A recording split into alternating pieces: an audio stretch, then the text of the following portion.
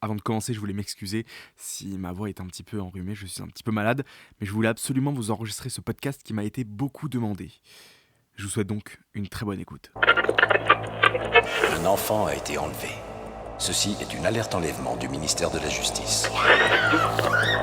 Le plan alerte enlèvement a été déclenché pour la première fois en France après la disparition de 2 fillettes dans le Maine-et-Loire. Les enfants sont sains et saufs. Une infime goutte de sang de Maëlys, une preuve ADN imparable. La semaine qui s'ouvre sera marquée de main au plan judiciaire par la reprise du procès de Patrick Dills.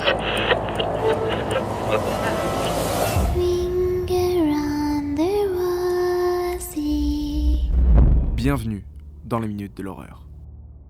Pour ce deuxième épisode de la nuit d'Halloween, on va parler d'une vieille affaire française, mais qui a pris fin 35 ans après les faits, en octobre 2021.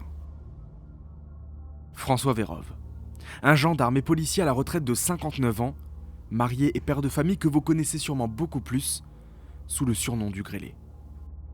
Un tueur en série français qui a commis plusieurs crimes entre 1986 et 1994. 35 ans donc. Se sont écoulés depuis le premier meurtre. Et malgré que les enquêteurs étaient en possession de ses empreintes digitales et de son ADN, il n'a jamais été identifié. Comment un gendarme a-t-il pu commettre tant de crimes en une dizaine d'années sans jamais être arrêté et puis reprendre une vie normale en cachant la vérité à tout le monde? Aujourd'hui, dans les Minutes de l'Horreur, zoom sur la plus ancienne cold case de la brigade de Paris, l'affaire du Grêlé.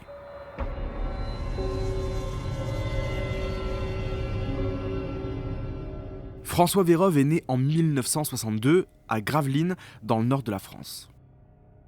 Il va être élevé par un père très strict, sa belle-mère et ses 2 demi-sœurs, car assez jeune, à l'âge de 8 ans, François va perdre sa mère d'un cancer. Les voisins et les amis de la famille se souviennent d'un adolescent comme les autres. Un ado du quartier, sans histoire, et bien qu'il ait été très affecté par la mort de sa mère, il va avoir un comportement tout à fait normal. Il va faire ses études dans le nord de la France et va se marier en 1983, 3 ans seulement avant le premier meurtre. Et c'est la même année qu'il va intégrer l'escadron motocycliste de la garde républicaine, qu'il quittera en 1988 pour rejoindre la police nationale jusqu'en 1999. Pendant son service dans la gendarmerie et dans la police, ses collègues le décrivent comme quelqu'un de plutôt sympathique, mais qui reste très secret et qui est assez sur ses gardes. Mais alors même que François change plusieurs fois de poste et que sa carrière est une réussite, il mène en réalité une double vie, car il est en plein cœur de son parcours criminel. Il va mener cette vie pendant des années.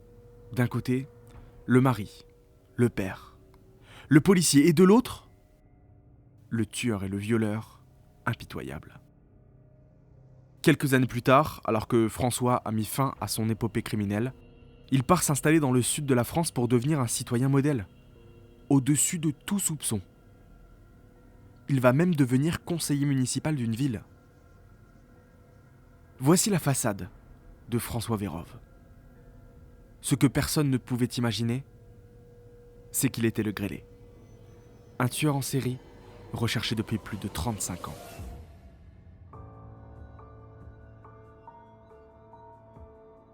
Le parcours criminel connu de François commence en 1986 dans le 19e arrondissement de Paris avec le meurtre de Cécile Bloch, une petite fille de 11 ans qui vit avec ses parents et son demi-frère.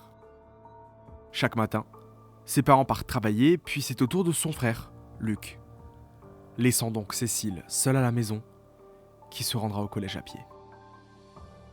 Le lundi 5 mai 1986, Luc embrasse sa petite sœur et quitte l'appartement. Il descend les escaliers et croise dans le hall un homme. Vers midi, la mère de Cécile appelle à l'appartement pour savoir si sa fille est bien rentrée pour déjeuner. Personne ne va décrocher. Et elle va recevoir un appel du collège lui apprenant que sa fille ne s'était pas présentée en cours aujourd'hui. Inquiète, elle prévient son mari et s'empresse de rentrer chez eux. Ils retrouveront un appartement vide. Ils vont refaire le trajet entre l'appartement et l'école de Cécile, en demandant aux passants et aux commerçants s'ils ont vu leur fille. Mais personne ne l'a vue. Sans attendre les policiers, ils vont chercher dans toutes les parties communes de l'immeuble. Et c'est à 15h, au 3e sous-sol dans un local technique, que le gardien va trouver le corps sans vie de Cécile. L'autopsie réalisée permettra d'établir qu'elle a été violée, puis poignardée et étranglée. La brigade criminelle du 36 quai des Orfèvres intervient rapidement à la demande du parquet. En examinant la scène de crime, les enquêteurs ne vont découvrir ni traces de lutte ni d'effraction.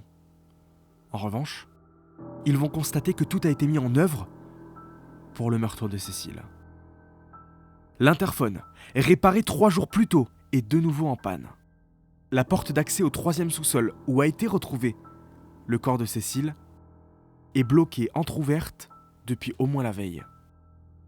La lumière à l'étage où se trouvait l'appartement et un des ascenseurs sont en panne. Les enquêteurs vont réaliser que le coupable est sûrement l'homme qu'a croisé le frère de Cécile en partant au travail. Un portrait robot va être établi. Le suspect a la peau rongée par l'acné. Un surnom va donc vite émerger, le grêlé. Alors que l'enquête continue pour retrouver le tueur de la petite Cécile, les enquêteurs épluchent toutes les archives policières, envoient aussi le portrait robot pour essayer d'identifier le grêlé. Ils vont explorer la piste d'une série d'agressions survenues dans le 13e arrondissement de Paris. Une agression sexuelle va retenir leur attention. Celle d'une fillette de 8 ans, violée et laissée pour morte 1 mois avant le meurtre de Cécile. La description du violeur fournie par la fillette ne laisse aucun doute. Il s'agit également du grêlé. Ils vont pendant plusieurs mois réussir à relier plusieurs viols au grêlé, interpeller de nombreux suspects qui seront tous innocentés. À la fin de l'année 1987, on estime le nombre de crimes du grêlé à une dizaine. Malheureusement, en 1993, pour le meurtre de Cécile Bloch, le parquet annonce un non-lieu, faute de preuves et de suspects.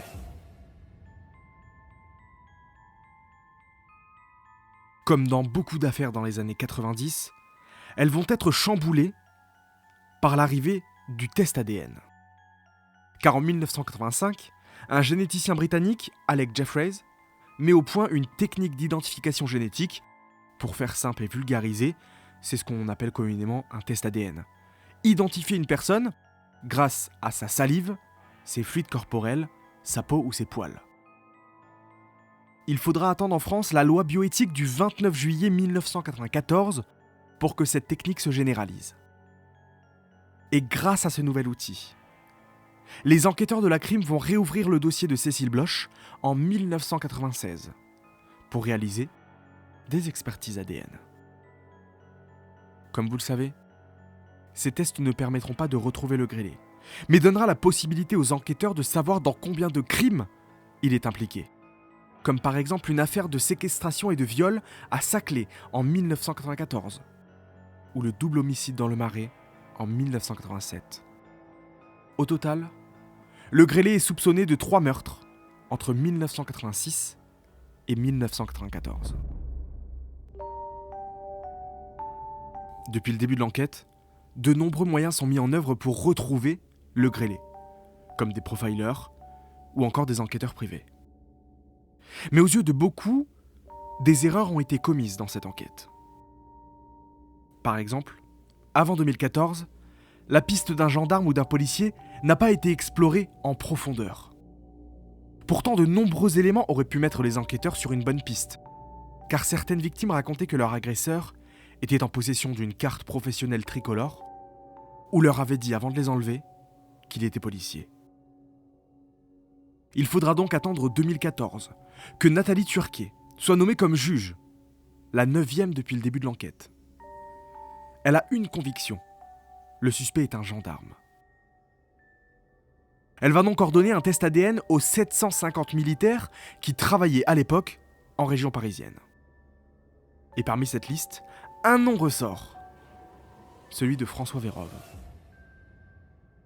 en septembre 2021.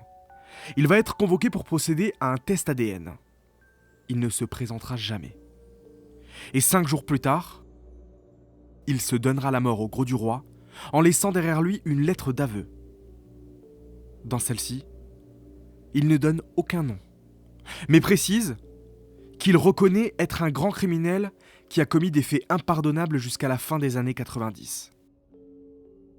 Il dit avoir répondu à des pulsions ressenties à l'époque et liées à son enfance. Il aurait écrit dans cette lettre qu'il n'était pas bien dans sa vie à cette époque, il était d'ailleurs décrit comme dépressif. Sa rencontre avec sa femme l'aurait fait changer, et selon ses écrits, il n'aurait rien fait depuis 1997. Alors que pour l'enquête, le dernier crime remonte à 1994. Suite à ça, un test ADN va être effectué, qui confirmera que François est bien le grêlé. En se donnant la mort, il met fin à 35 ans d'enquête et empêche les victimes et leurs familles de trouver enfin des réponses à leurs questions. Ainsi, la plus vieille cold case de la brigade de Paris se termine avec une note amère, car selon la loi française, on ne peut pas juger une personne décédée. François Vérove n'a pas supporté de voir sa vie parfaite, volée en éclats pour des crimes qu'il dit avoir cessé de commettre en 1997. Maintenant que le grêlé a été identifié, pourrons-nous enfin avoir des réponses sur les crimes qu'il a commis et savoir s'il a fait d'autres victimes.